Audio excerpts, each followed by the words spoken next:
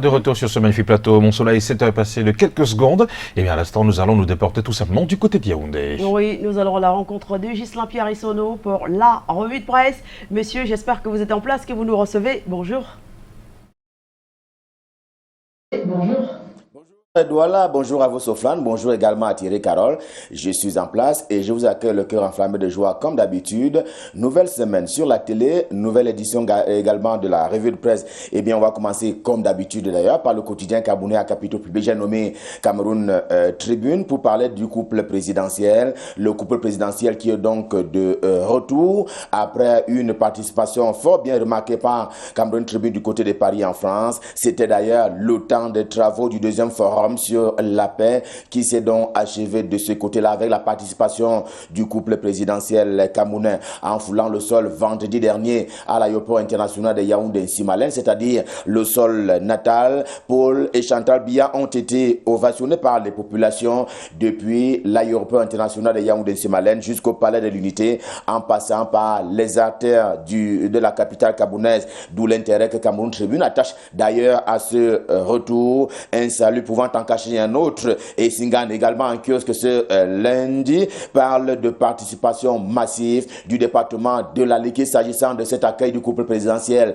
à l'aéroport international de Yaoundé-Nsimalen. Les militants du Rassemblement démocratique du peuple camerounais RDPC de cette unité administrative sont allés accueillir Paul et Chantal Biya avec à leur tête Henri Eyebe-Aïssi qui est par ailleurs ministre camerounais en charge du domaine cadastre et affaires foncières, lui aussi l'un des piliers du RDPC dans le département de la Ligue, l'un des 10 départements de la région du centre Cameroun. Un retour salué, c'est d'autant plus que sont annoncées les élections couplées, les législatives et les municipales pour ce qui est du 9 février 2020 au Cameroun. Et au sein du RDPC, du nom du parti de Paul Biya, eh bien, il y a déjà des déchirures si l'on s'en tient à la une principale du quotidien Émergence, édition de ce lundi. La guerre des listes a commencé à prendre avant même que les verdicts des commissions de présélection ne donnent justement à se saisir des personnes qui seront donc les candidats du RDPC à l'occasion de ces élections à venir. Le journal qui table en fait sur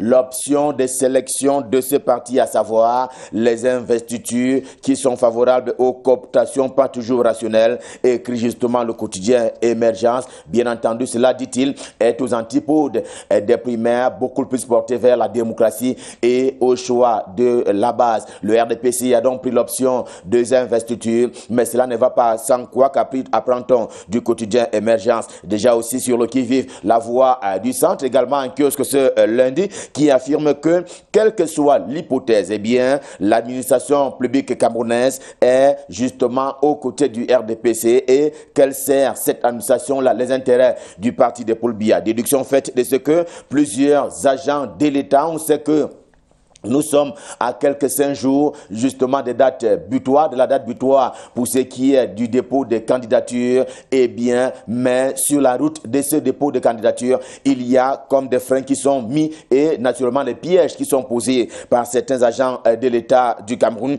qui refusent d'ailleurs de signer aux candidats, notamment ceux de l'opposition, les actes qui sont pourtant légaux mais indispensables pour la constitution des dossiers de candidature s'agissant de ces élections couplées du 9 février 2020 au Cameroun, c'est-à-dire les législatives et les municipales. Le journal indépendant parle aussi du RDPC et il insiste sur le mode du choix qui a donc été pris comme option par le sommet du parti, notamment pour ce qui est de la sélection et de la présélection des candidats. Le problème pour ce journal, c'est que plusieurs personnes sur qui pèse la présomption de détournement de fonds publics frappent aux portes, faisant acte de candidature au sein même du RDPC à propos de ces investitures qui ont donc été retenues comme étant l'option du choix des candidats au sein de cette formation politique.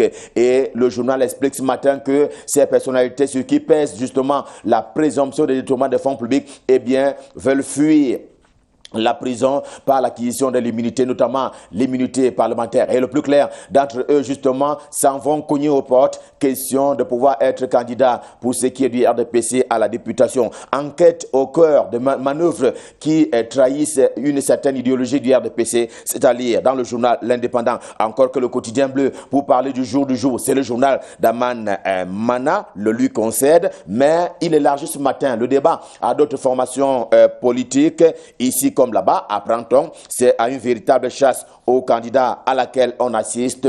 Les partis politiques qui sont en ordre de bataille, question de procéder justement à la sélection de leurs candidats et les partis qui s'organisent comme ils peuvent, à l'exception, hélas, de ceux qui n'ont pas l'argent. Question de pouvoir financer le cautionnement qui s'élève à 1 million de francs CFA pour ce qui est des candidats à la députation et de 50 000 francs CFA par candidature pour ce qui est des conseillers municipaux. Telle n'est d'ailleurs pas la préoccupation du RDPC, le Rassemblement démocratique du peuple camerounais, et réside en les investitures qui constituent un danger. Oui, voilà le concept qui a été choisi par le journal Pile ou Face, édition de ce matin. Elles sont un choix à problème, apprend-on du journal, car au détriment de la base, le journal souhaite que ce fût la primaire en amont. Question de faire agir la volonté de la base au sein du parti politique, le RDPC. Le quotidien Mutation, le journal de Georges-Alain Boyomo, en kiosque ce lundi, n'y voit qu'un inconvénient. Eh bien, l'avantage, ce tour-ci, étant dans les rangs du RDPC, que la circulaire présidentielle, celle de Paul Biya, par ailleurs président national de ce parti politique, exige de nouvelles figures. Il faut le retenir. C'est un concept on ne peut plus nouveau si l'on s'en tient aux explications du quotidien Mutation. Voilà d'ailleurs l'aspect qui a retenu son attention, l'attention donc du quotidien Mutation, qui en déduit que la volonté de Paul Biya est de mettre certains anciens à la retraite, notamment de nombreux parlementaires dont on sait que certains avaient déjà acquis 1, 2, 3, voire 5 mandats comme députés. Voilà donc les déductions qui sont proposées ce matin par le quotidien Mutation à propos de cette circulaire présidentielle. Il faut du sang neuf, de nouvelles figures. Il faut le retenir. Et puis, avant de continuer avec les questions à caractère politique, voyons encore en deuxième une du quotidien Mutation ce matin. C'est une information à tout le moins triste.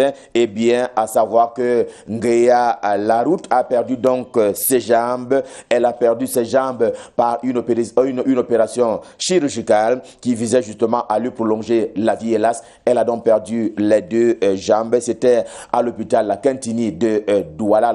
On savait qu'elle était malade jusque-là et qu'elle souffrait d'un certain type de maladie et que le journal estime ce matin, en guise d'information, qu'on lui a donc amputé les 2 jambes par rapport à cet artiste qui a fait le bonheur de plusieurs mélomanes de la cité capitale du Cameroun, d'Afrique et du monde entier. Retour en politique avec cette fois-là le journal L'Épervier de Léopold Kovis Nudjo, qui dit comment le chef de l'État camerounais est victime simplement d'un certain nombre d'agressions de la part des grandes puissances mondiales. Les raisons profondes sont que le président de la République du Cameroun refuse de vendre le pays aux enchères dans l'optique de protéger un patrimoine et dans l'intérêt des générations futures. Ce à quoi s'oppose bien entendu la gourmandise des puissances impérialistes. Voilà donc toute la vérité au dire du quotidien L'Épervier de Léopold Kovis Nudjo à propos de ces agressions justement qui font du chef de l'État camerounais une espèce de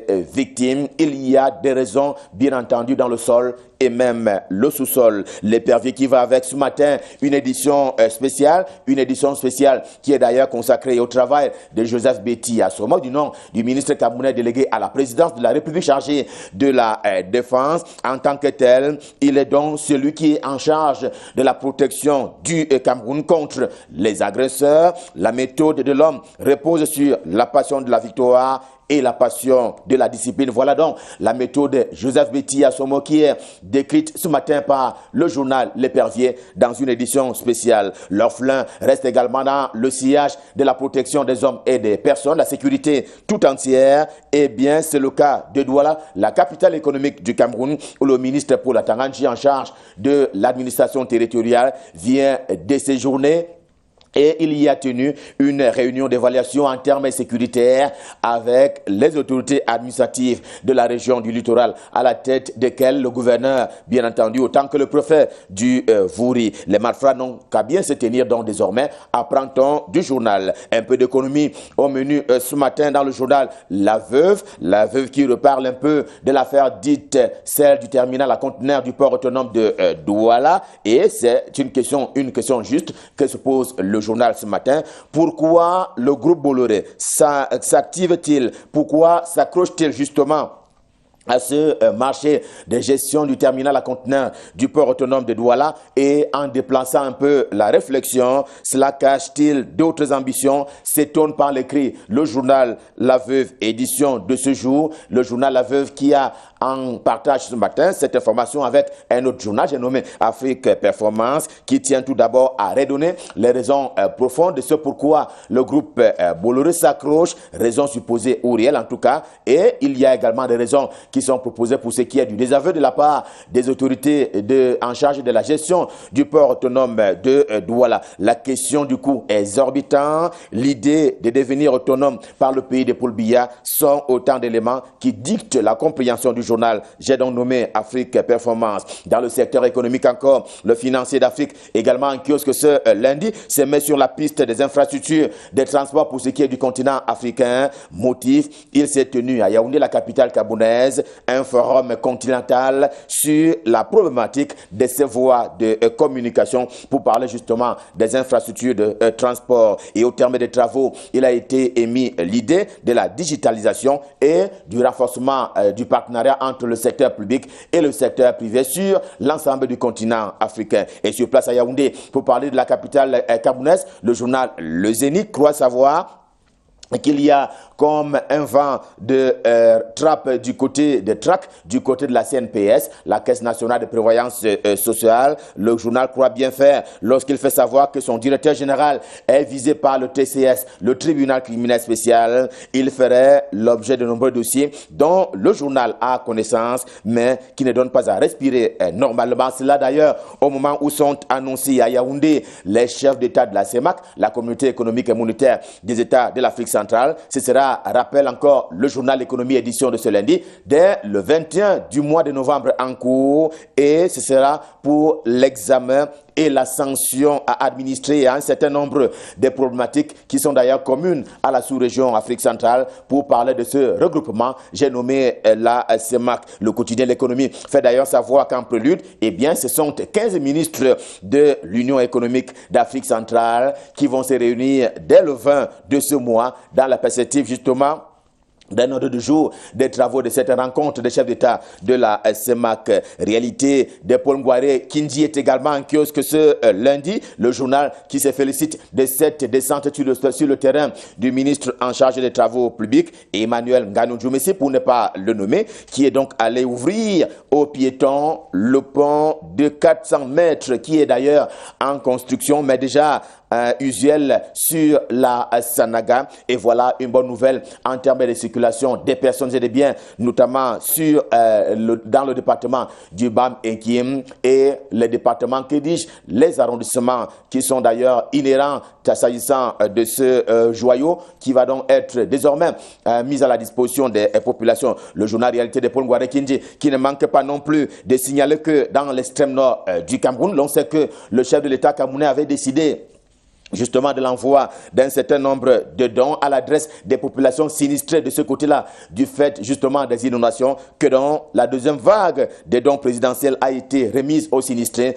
par les bons soins du gouverneur de cette région de l'extrême nord. J'ai nommé Minji Uyawa Bakari. Un peu d'écho pour parler de l'église, et d'abord l'église catholique qui est au Cameroun, avec le soir ce matin, le journal d'Ama Bianda, et bien qui décrit l'ambiance du côté de l'archidiocèse des Boulevards, la capitale de la région du sud de Cameroun, des démissions de prêtres, cadres du diocèse qui ont donc été enregistrés. Il est reproché simplement à Monseigneur Philippe Mbarga une espèce d'autoritarisme justement par rapport à la gestion de cette unité de l'église catholique qui est au Cameroun, et le journal estime que Dieu n'aime pas beaucoup cela. Et au journal Afrique Info de Fils également en kiosque ce lundi, l'heure est plutôt à l'hommage pour rester dans l'actualité qui préoccupe l'église, celle catholique, mais également l'église presbytérienne du Cameroun. Hommage donc à Jean-Émile Vincent Son qui est décédé, on s'en souvient, à Lyon en France en avril dernier. L'église presbytérienne camerounaise de Makaé précisément, qui a donc rendu un hommage à cet illustre disparu, et c'est à propos justement de ces actes du temps où il était vivant, lui qui était donc un serviteur fidèle de l'Église et des hommes sur la terre. Et voilà qui fait l'essentiel de la revue de presse Made in Yaoundé, édition de ce lundi. C'était le premier rendez-vous de la semaine. Le cœur enflammé de joie, nous vous avons servi. On prend naturellement rendez-vous pour demain quand il sera 7 heures. Pour le moment, rendons-nous du côté de Douala. Question d'y retrouver Michael Chipkio pour la suite et la fin de la revue de presse. Bonjour Michael, c'est à vous à Douala. Bonjour Ghislain Pierre, et la suite ici à Douala, c'est avec le journal de Poste, le journal d'expression anglaise qui donne la parole encore ce jour à l'évêque de Manfé, Monseigneur Andrew Nkeya, qui appelle des maires, des conseillers municipaux et même des députés démissionnaires et même des députés justement qui se sont enfuis, fugitifs qui ont fui les régions du sud-ouest et du nord-ouest du Cameroun, fuyant justement des exactions des séparatistes, de démissionner de leurs fonctions. Ils doivent retourner dans leur localité ou simplement déposer leur démission. Et il n'est pas question de fuir et de laisser des populations aux mains de ces séparatistes, dit donc le Monseigneur Andrew Nkeya dans une déclaration il y a quelques jours lors d'une caravane de la paix organisée dans la région du sud-ouest Cameroun, caravane qui est passée justement par Manfé, une localité de la région du sud-ouest Cameroun. Cependant, une autre caravane se prépare à aller dans la région du nord-ouest. C'est Eden Newspaper qui nous en parle ce jour, et l'archevêque Fontem Essoa qui prie pour que cette caravane vienne ramener la paix dans la région du nord-ouest, une caravane qui sera certainement conduite par le premier ministre Joseph John Gouté, une caravane pour la paix, caravane qui se met donc en branle après la tenue du grand dialogue national à Yaoundé. Il est question d'implémenter ou alors de semer les germes de la paix dans la région du nord-ouest du Cameroun. Elle se prépare donc à s'ébranler dans cette localité. Monseigneur Fontaine Essoa qui prie pour que cette sortie soit une sortie de plus pour ramener la paix dans la région du nord-ouest Cameroun. De Star parle plutôt de politique à sa une, avec des partis politiques de l'opposition qui demandent au gouvernement de donner des garanties de la paix pour la tenue des élections législatives et municipales dans les régions du nord-ouest et du sud-ouest Cameroun. La crainte de ces formations politiques de l'opposition se fait de plus en plus grande depuis la convocation du corps électoral. Mais que fait le gouvernement pour assurer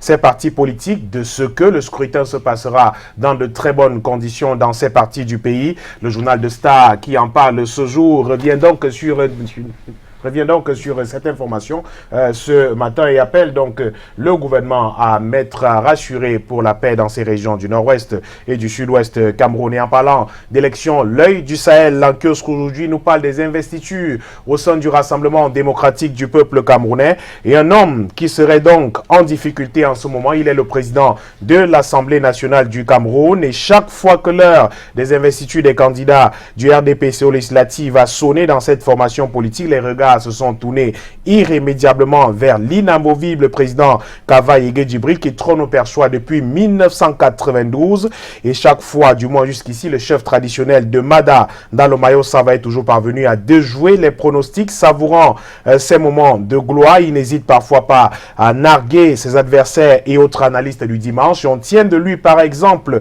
on n'apprend pas à un vieux singe à faire des grimaces. C'est donc de Kava Ige Djibril et de toutes les luttes politiques, rapporte le journal du Sahel, dans lesquels il a été engagé ces dernières années. Celle qui vient de s'ouvrir ne se présente pas pour lui sous de meilleurs auspices, et la phrase plutôt qui risque de clouer l'homme se retrouve dans la circulaire du président national du RDPC pour les investitures au sein de cette formation politique. Et on peut lire d'ailleurs qu'afin d'arrimer le parti aux évolutions démographiques et sociologiques de notre pays, il est vivement recommandé d'encourager l'émergence de nouvelles figures, notamment dans le cas des candidats bénéficiant de la retraite parlementaire, peut-on lire dans cette circulaire. Kava Ige Djibril est donc à son 5e mandat consécutif et a depuis longtemps franchi la barrière de 55 ans. Sa retraite parlementaire ne souffre donc d'aucune contestation. Éligible à cette disposition en cas de compétition, c'est donc une longue épée de Damoclès qui est suspendue sur la tête du président de l'Assemblée nationale du Cameroun, écrit le tri-hebdomadaire régional d'information du Nord Cameroun, qui nous parle toujours de politique, mais cette fois-ci des municipales dans la région du Nord Cameroun. et une confrontation entre camarades du parti qui s'annonce dans cette région du pays, qui aura lieu notamment dans la commune de Garoua 1er, de chaudes empoignades donc en perspective dans ces communes lors de ces investitures et même lors du scrutin qui aura lieu le 9 février 2020, écrit l'Œil du Sahel en kiosque ce jour. Le journal Intégration parle aussi de politique et mais de ces engins politiques qui roulent au Cameroun. Le journal parle des conducteurs de mototaxis dans notre pays lors des meetings et autres caravanes. Les engins à 2 roues sont sollicités avant d'être vomis par des hommes en quête de popularité. On les sollicite, ils sont sollicités justement quand ça arrange les hommes politiques, mais ils sont rapidement vomis, chassés des rues de la capitale camerounaise, comme on l'a observé il y a quelques jours encore seulement. Le journal nous livre une enquête de 2 pages sur ces conducteurs de moto-taxi, le roadshow de la défiance de la loi, eux justement qui se posent au Cameroun désormais comme toute une armée qui n'entendent pas respecter les lois de la République. Pourquoi cette sorte de tolérance à l'endroit de ces conducteurs de mototaxi? Les résultats de l'enquête du journal Intégration à lire en page 6 et 7 de la publication de ce lundi. Le journal parle à sa grande une de la CEMAC, la Communauté économique et monétaire de l'Afrique centrale, avec un sommet qui s'ouvre donc cette semaine à Yaoundé, un sommet extraordinaire qui se tiendra dans la capitale camerounaise. Sur la table des chefs d'État, plus de 5 dossiers, des dossiers chauds. Le premier de tous, c'est la situation économique de la CEMAC, pas du tout reluisante ces derniers jours. Un autre dossier, c'est la rationalisation des communautés économiques régionales CEMAC, CEAC. La sécurité et l'accélération de l'intégration régionale sont d'autres sujets qui seront donc évoqués lors de ce sommet. L'approfondissement et l'intégration régionale à travers la libre circulation des personnes et des biens sont entre autres sujets qui pourraient être évoqués lors de cette session extraordinaire de la conférence des chefs d'État de la Communauté économique et monétaire de l'Afrique centrale qui se tient donc cette semaine à Yaoundé dans la capitale camerounaise. Le quotidien Info Matin nous parle des réalisations, d'une réalisation justement au Cameroun, le pont sur la Sanaga à Nachigal par exemple qui fait le bonheur des populations de ce côté, le projet routier Batien-Gantui, Yoko-Ngaoundéré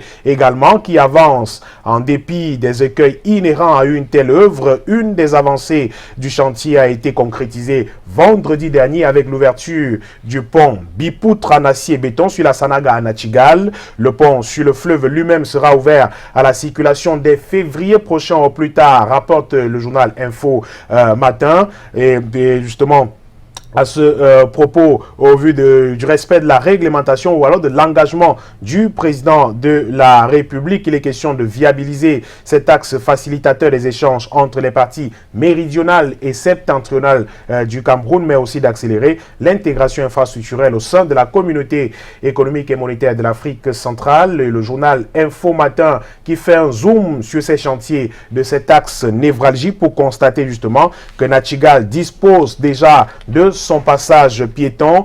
Là où la route passe, l'intégration suit effectivement. Le journal qui est allé de ce côté-là à la rencontre des populations, que ce soit celles du côté du Cameroun ou alors au-delà des frontières de notre pays. Des ouvrages connexes également en point de mire qui sont revisités par le quotidien Info Matin en kiosque ce jour et qui nous parle également d'électricité dans notre pays. Info Matin qui nous apprend que le directeur général d'Eneo, Nana Contu, pourrait donc quitter l'entreprise. Une session du conseil d'administration d'énergie Cameroun est donc annoncée pour le 21 novembre à Yaoundé. Se tiendra vraisemblablement dans la capitale camerounaise. Selon des sources dignes de foi, pourrait revêtir un caractère extraordinaire au vu du contexte actuel. Au cours de ce conclave, on devrait en effet valider la démission pour convenance personnelle du directeur général Nana Contu. Depuis plus d'1 an, ce polytechnicien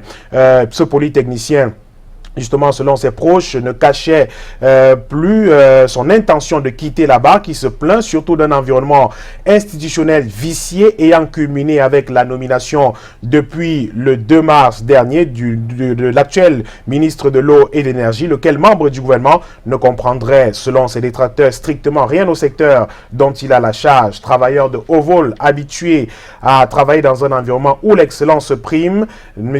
Nana Contour n'a véritablement plus de challenge depuis plus de 2 ans au sein de cette entreprise qu'il entend quitter dans les tout prochains jours, écrit le quotidien Info Matin en kiosque aujourd'hui. Le quotidien Le Messager revisite plutôt les 40 années du journal. Le journal créé par Feu Pius Ndiawe le 17 novembre 1979 a donc 40 ans en ce mois de novembre, 40 ans de péripéties, 40 ans de difficultés, 40 ans de résistance et même de dissidence dans une aventure éditoriale qui se porte plutôt bien encore aujourd'hui au Cameroun. Le journal nous livre une revue des différents faits ayant marqué, cadencé, même donné du sens à la vie du messager, la vitrine du combat pour l'avènement d'un espace public et d'une justice sociale en construction au Cameroun, écrit Alain Djipou du journal.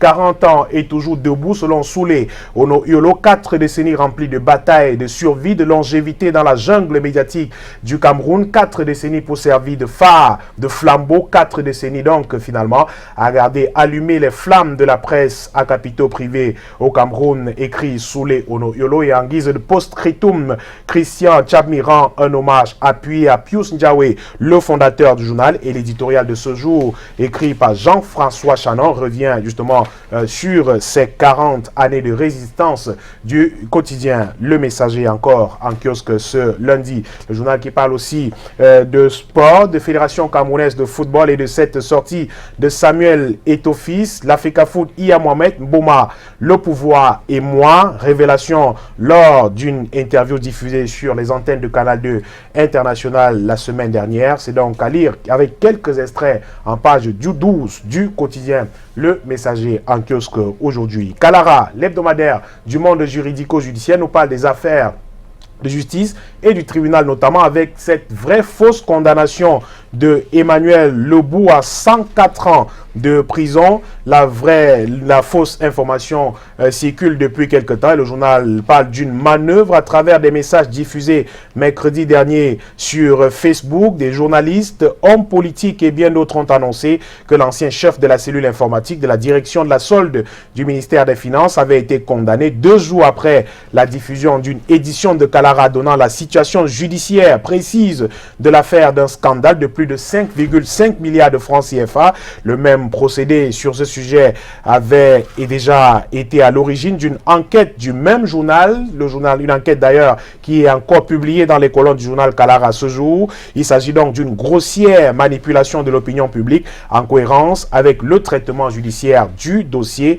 conclut donc le journal Kalara à ce jour. Il n'a jamais été question d'une condamnation à 104 ans d'Emmanuel Lebou, écrit martèle donc l'hebdomadaire du monde juridico-judiciaire Kalara, et qui parle aussi de cet emprisonnement de 15 ans de prison pour l'ancien percepteur de Banjo, 15 ans de prison pour l'homme. L'inspecteur des régies financières s'était donc engagé pendant les enquêtes à rembourser les fonds à l'origine de ces ennuis, engagement non tenu. Il a été reconnu coupable du détournement de plus de 177 millions de francs CFA et sanctionné par la justice, écrit le journal Kalara. On termine avec Europlus qui reparle de cette loi réprimant le tribalisme au Cameroun. Ce projet de loi, bien sûr, déposé à l'Assemblée nationale du Cameroun. Michel Michaud-Moussala estime qu'il s'agit d'une fausse piste. Il était temps.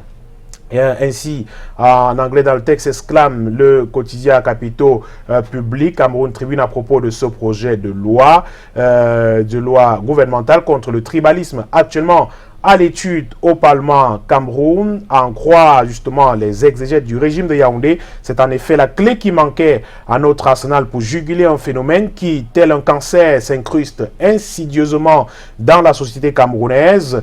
Il n'en est absolument rien. Il faut aller plus loin, légiférer dans l'urgence et surtout dans un climat fébrile à ceci de particulier qui ne permet pas le recul nécessaire. Les Camerounais n'ont pas besoin d'une loi chimérique sur le tribalisme, écrit Michel Michaud Moussala. Ils veulent être dirigés dans la rectitude, protégés, respectés par leurs dirigeants et recevoir de manière équitable les fruits de leur labeur. Il est temps de mettre fin aux faux semblants, conclut le journal, le bi-hebdomadaire Europe Plus, qui nous parle également de la restructuration de la Cameroun Postal Services, restructuration de la Campos avec des montants faramineux, plus de 22 milliards de francs CFA pour la restructuration de cette entreprise publique. Le gouvernement s'est engagé à mettre à disposition une somme de 18 milliards de francs CFA pour restructurer cette entreprise sur près de 23 milliards attendus jusqu'ici, écrit le journal, le bi-hebdomadaire Europe Plus en kiosque ce lundi. Merci beaucoup Michael Tibikio pour cette revue de presse et surtout bon début de semaine à vous. Merci messieurs, bon début de semaine à vous aussi. Voilà, et à tous ceux qui nous regardent du côté d'un Consamba, un grand coucou à la famille Pongo, Madame Pongo Hélène depuis Consamba, qui nous regarde ce matin d'ailleurs. Elle prépare un grand hommage pour son défunt frère Ewane David, hommage qui aura lieu le 23 novembre du côté de la pastorale en Consamba. Une fois de plus, condoléances à la famille et surtout à Madame Pongo Hélène. 7h passées de 32 minutes, vous regardez Canal Matin sur les antennes de Canal 2 International. Merci de rester avec nous. Voici une page de publicité.